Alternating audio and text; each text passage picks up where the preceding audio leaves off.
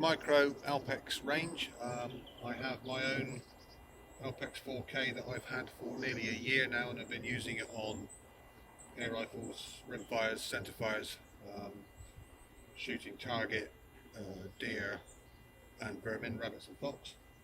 And I have here the newer, smaller, lighter Alpex 4K, which has kindly been loaned to me to look at by Tal Arms in Christchurch, Dorset.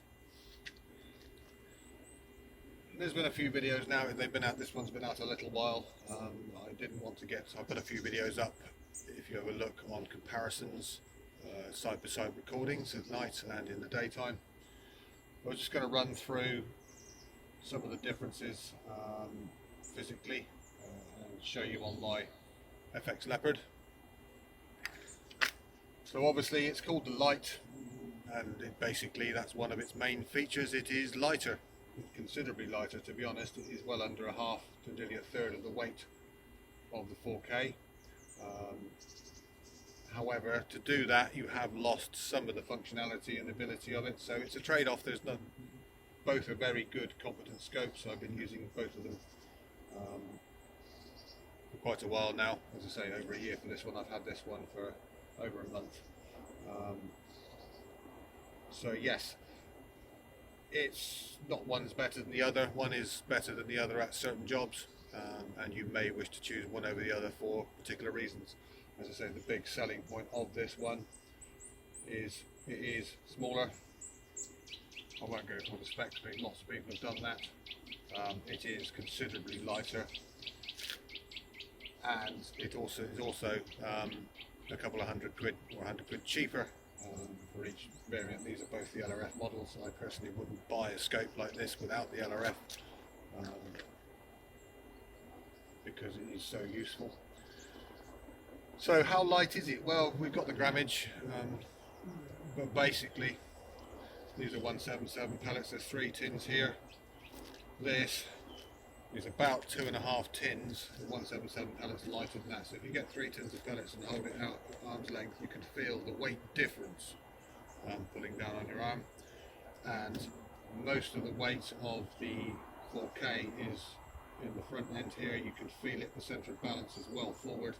This is a very solidly machined metal part at the top here because it has obviously the lenses, but it's also got the iris mechanism, which needs to be, I assume, substantially held. So most of the weight is at the front.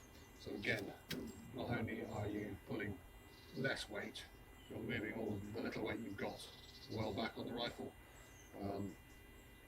which will make it feel even lighter because it is closer to you, and obviously levers. It's a lot harder to hold a weight out in front of you than it is up here.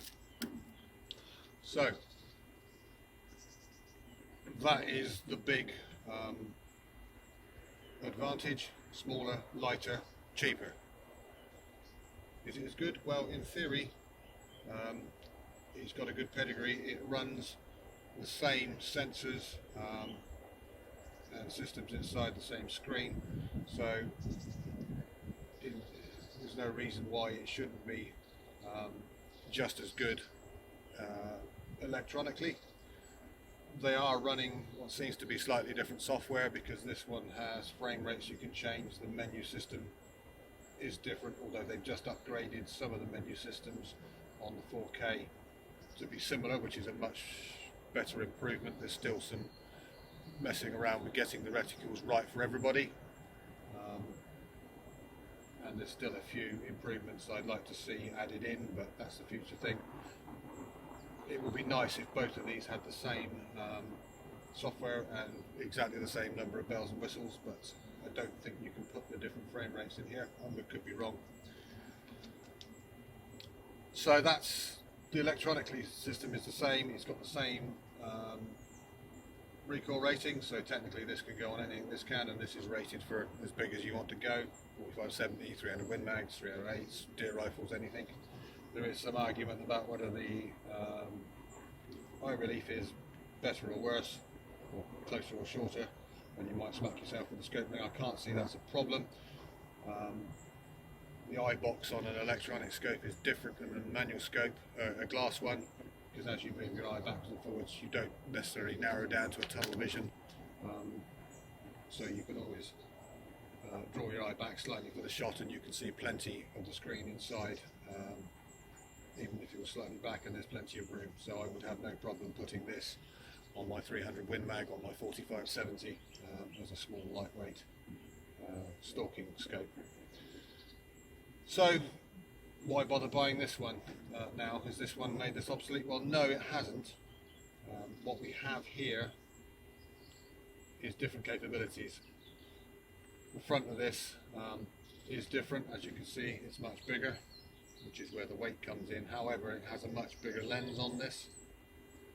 Okay, that's one of the things they've done to reduce the weight and the cost, is to reduce the size of the front lens. One thing's a little misleading on any of these digital scopes are the numbers. So this is an Alpex 4K, that's the resolution, 50, whatever it is, depending on its laser rangefinder, the older one. Now 50 does relate to the lens, but it's not as we know it from a standard glass scope. The 50 is not the diameter of a front lens. Okay, the 50 relates to the focal length of the lens, which is how far behind it focuses the beam of light. And the same with this one. This is not a 40mm lens, it has a 40mm focal length. The lens in this is actually 41mm, and the lens in this is actually 20mm, so that's a considerably smaller lens, and it can make a difference with digital and the ability to enhance light in the electronics. It's not so much of a difference, but it is there. Basically, your f-stop is how much light and what sort of focal plane you have in here. So this has a 50mm focal length. With that, we're told we have an f-stop of 0.12 to 2.5, I think it is. And the lower the f-stop, the bigger the lens is being used. So the difference is, because you have the iris on here, it's the same as putting a hole in the front. What you're doing is changing your f-stop, which gives you less light in, but it also increases your depth of focus, so it's not so fuzzy for so longer. And in the daytime, a lot of people are running these with smaller holes in the front on a lot of digital scopes, because they do literally let in way too much light. So in the daytime, there's no disadvantage. With this, as you can see, the tiny little lens in there compared to the diameter, it's not a 40mm at all. You can turn this lens down to 20mm, which is what it is when you wind it all the way down to daytime. You can't change this one up or down, so that's part of the cost changing. They've taken some of the complexity and weight out of the front, and to be honest, for most of the time you don't need it. But on this one, in the daytime you shut the lens down to this size, and then you can open it right up in the night time to let in more moonlight or infrared. Again, on infrared, it's not quite, if you're using an infrared lamp, it's not quite so important again on the lens size, because you're artificially increasing the amount of light, and you can overcome the disadvantages of the smaller lens simply by putting a more powerful torch on. Where this one is better slightly is if you're just using moonlight. This will give you a brighter picture than this one in exactly the same conditions, even at close range.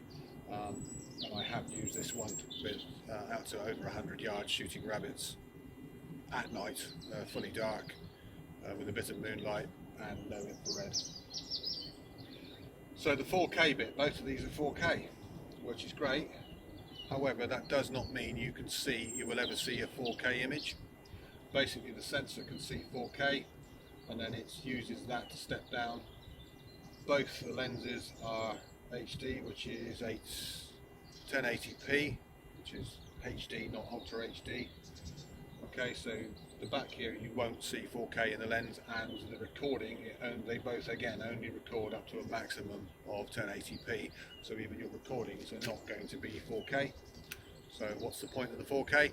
Well, basically it means when you zoom in, you can zoom into the closer to the picture, because all you're seeing is one picture, and all you do is take a smaller portion of it and blow it back up to the screen, It gives you more detail as you blow in with the higher resolution sensor. So by the time you've gone into 24, you're probably in your 4 times less detail. And again, if you go in more, you're going to have more problems. So at 3.5, this is seeing 4K, but it's showing 1080p. You zoom in double, which is 7 mag. You're basically looking at the 1080p in the middle of the 4K, and you're losing all the rest of it, and that's what you're seeing here. As soon as you go below that, you're at less than 1080p, and then less again as you step up. So just remember, the numbers on these scopes don't necessarily mean the same as picking up a glass scope, which is a nice 3 to 9 by 40. Okay, we know what that is. It's 3 magnification to 9 zoom, and it has a 40mm front lens on the front. Okay, that's not the case with these scopes. Enough waffle on that one. So what I'm going to do is take this one off of here. I've been shooting this quite a lot. Again, differences. This one zooms into 28 mag from 3.5. This one only goes up to 20.5 from 3.5. The larger f-stop on the 40, because of the 40mm lens, gives you a very slightly wider field of view. So technically, this scope, this one should be able to see lower than 3.5, but they've obviously set it to that, and they could probably digitally zoom into the 28, but this is what they've chosen not to, probably because of the lack of resolution, and obviously to make this one have a little bit of an advantage over this one on the zoom. So on this one I've got torque set mounts, and basically using these, I swap this between all of my rifles centre fire. They're all set up in here with different profiles, and when you take this off, you can physically feel that big lump of lead or weight on the front end. This is a solid lump on the front here, which has all that mechanism in it. Okay.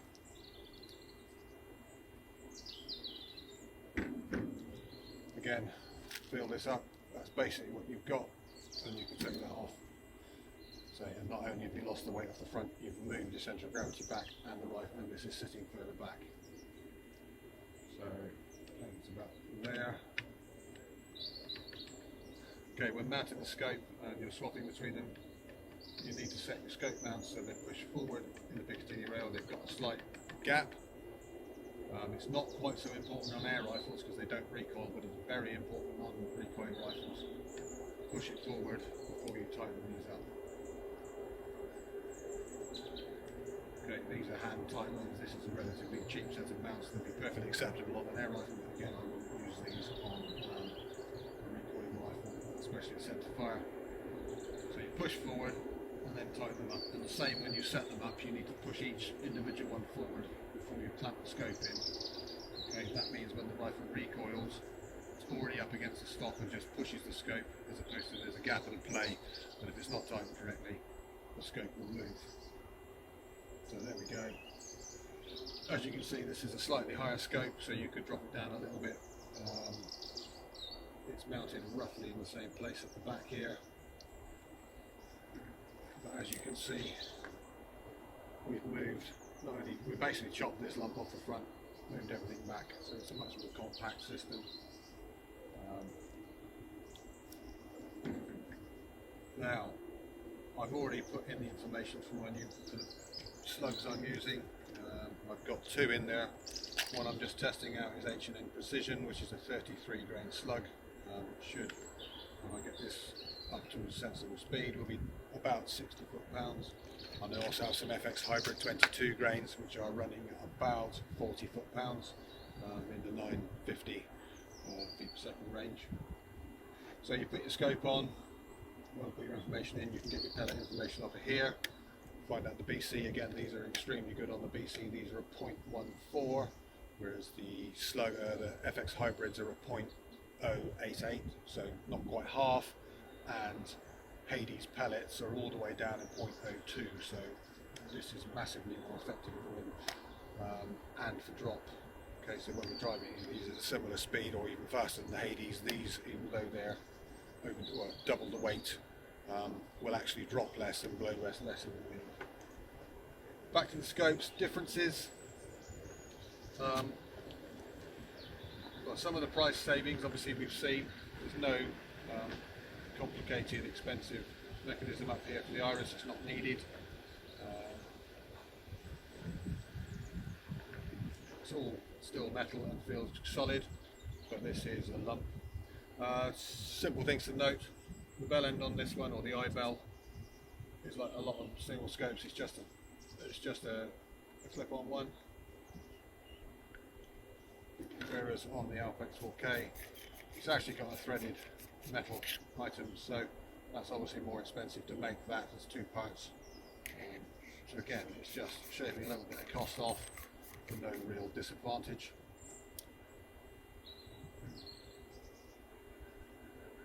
Other than that, it's got a similar number of buttons, so there's 3 control buttons and 1 power button. They're in slightly different places. So the power button on here is on the back, and so is the laser range find and the video / picture one at the back, nice and easy to find. And your mode button to select is in the middle of the turret, and it's got a nice, smooth, though quite clicky turret. On the LITE, the power button is actually on the other side here, and then on the top we have our mode button selecting, our laser range find button, and our video / picture button.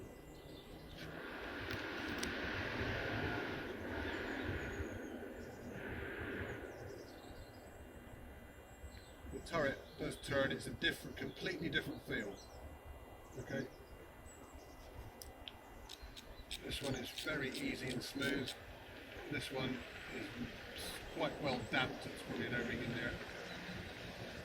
It doesn't make anywhere near as much noise in the click, but it's also not quite so identifiable as a click. It doesn't really matter. It's a bit weird because I've been using these both together on the rifle. If you see my where I mounted this on the side of the other scope to switch between them. So I didn't particularly like this to start with, but if you're just using this, it'll be perfectly fine. So again, the buttons are in a different position. If you're swapping between the two, you'll get used to it. Like I say, I think in a certain sense I'm probably starting to prefer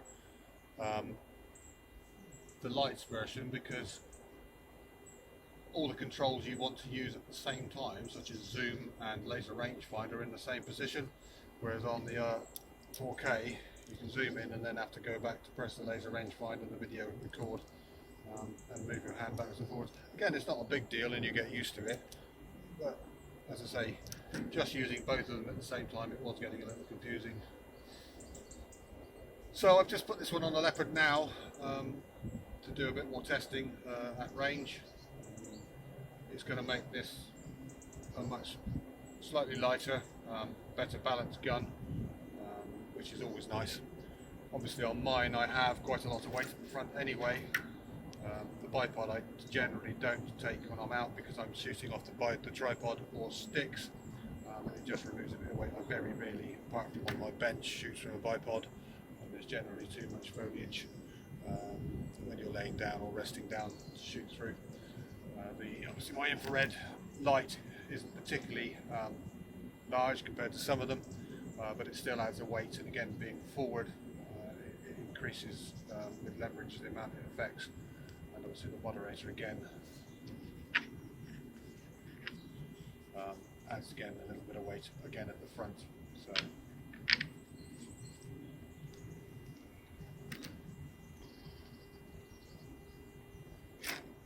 just a quick note, if you're putting your information here, one of the things you need is scope height, and that is the scope from the centre of the barrel, which obviously is down here, the centre of the scope.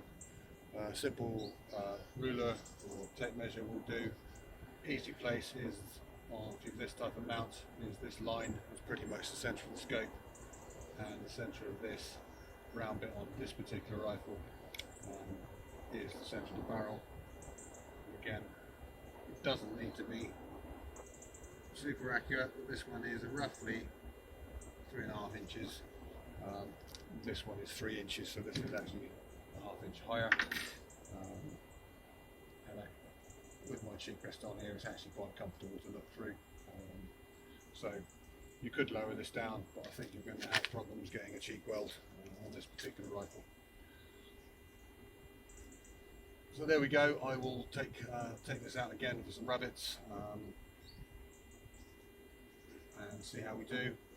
The only disadvantage, as I say, is you have a smaller lens, but an infrared light at night will overcome that. In the daytime it doesn't really make any difference. The software is perfectly capable of dealing with it. You have a slightly lower magnification, 20.5 as opposed to 28. Most people, to be honest, that's a high magnification anyway. Personally, I like higher magnifications, so I'll miss it a little bit until I get used to just 20 instead of 28. That's fine. So, which one should you buy? Well, it doesn't really matter, to be honest.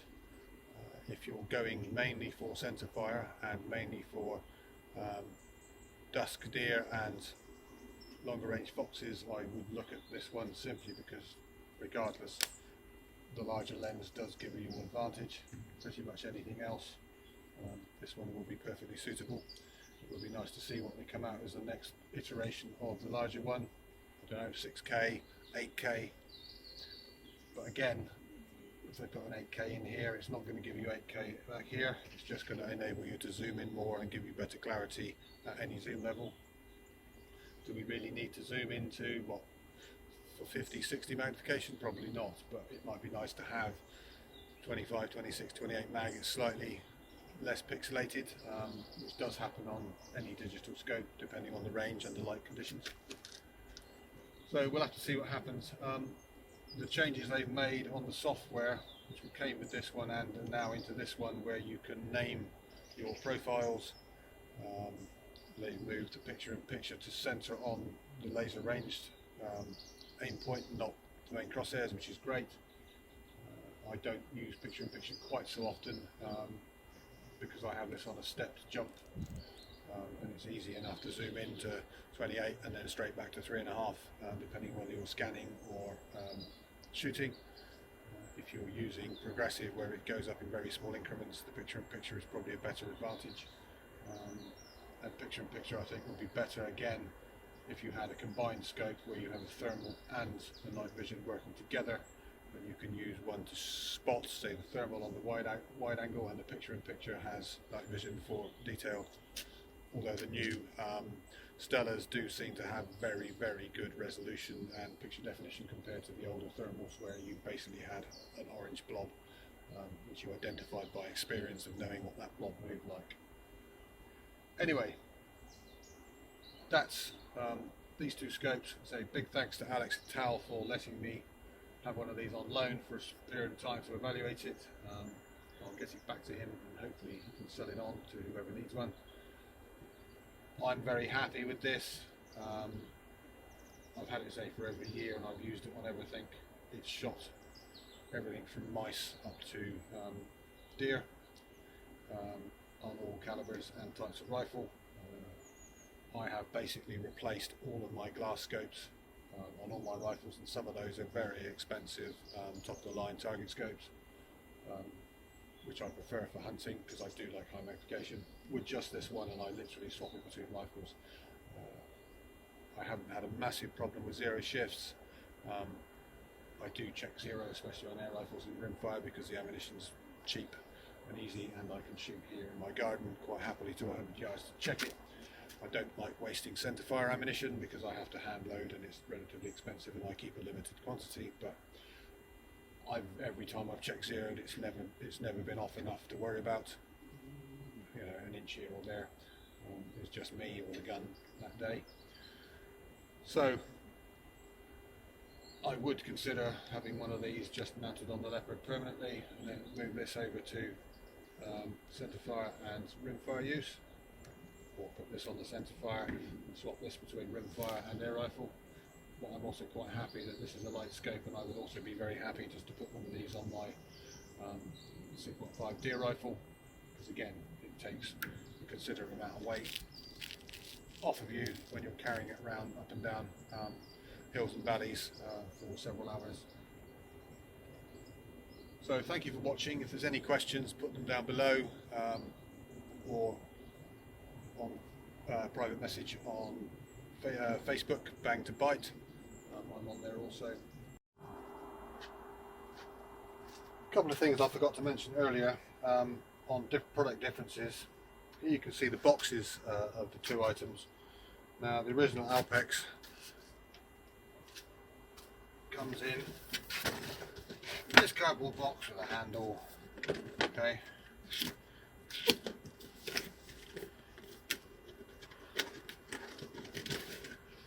Bits and the wheel mounts and the receipt, wheel mounts, and in there is this very nice fabric case, okay, for putting it in and carrying it around and loving it and squeezing it with all the bits in here.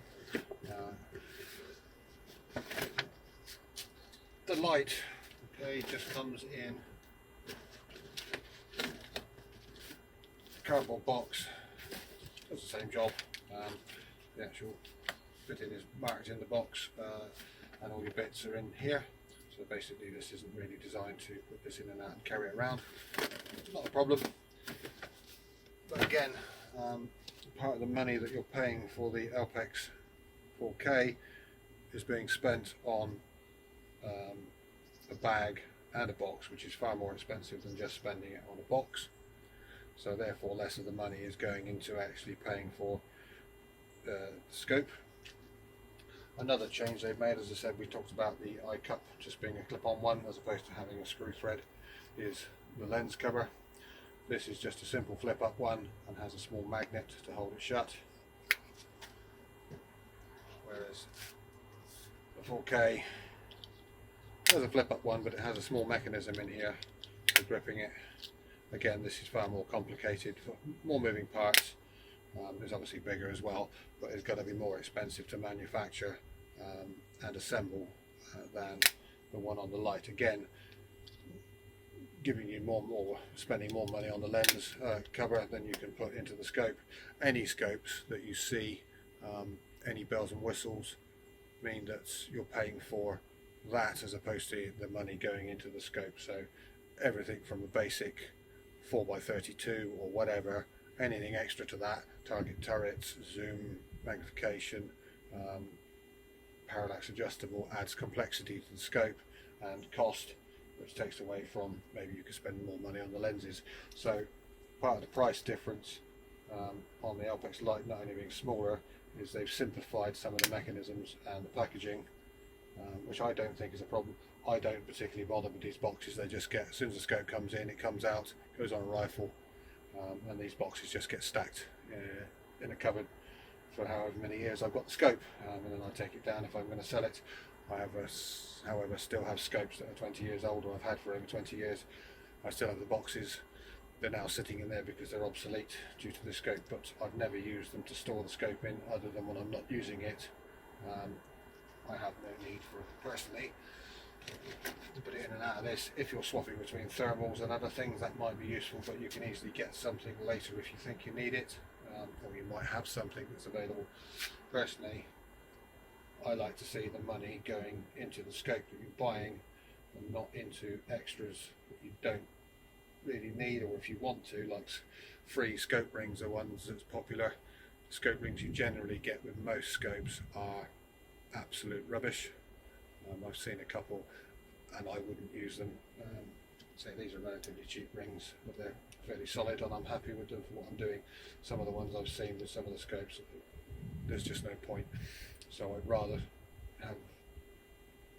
not have them and have the ability to buy the scope rings that I want, even if it costs me a little bit more money, and know that the money I'm spending on the scope, whatever it is, 100, 200, 400, 600, £1,000, is going into the quality of the actual scope, which is what I want it for. Sorry, just a little bit I missed on the earlier video.